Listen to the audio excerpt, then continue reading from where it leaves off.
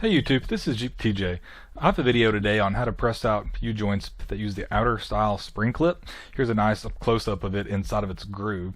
What I have is a drive shaft out of a 90s Ford Explorer with the double cardan joint.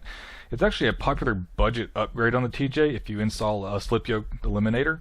You do have to have it cut down and balanced. Here you can see the double cardan joint. There's actually a ball and a spring in there.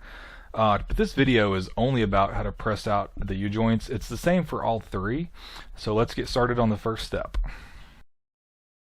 On the first step, you're going to want a nice pair of needle nose pliers. Grab the ends of the clip and squeeze them together. It should pop out of the groove. It's not always going to do it perfectly. You may have to wiggle and use a bit of force, but it will come out. Now let's get it over to the press.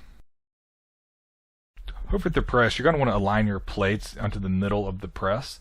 Once you set your drive shaft down, you have to make sure that the cap on the bottom is not going to contact your plates at all. It'll stop the U-joint from pressing all the way through.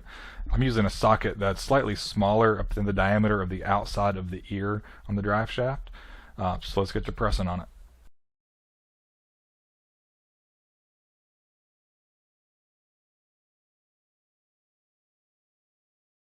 Once you have it pressed all the way through, you can now take it off the press.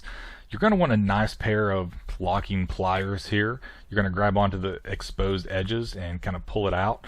Yours is probably not going to come off as easy as mine, but just keep working at it, keep twisting it, and it'll come off.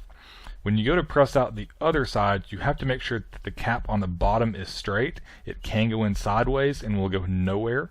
So let's press on the bottom side now.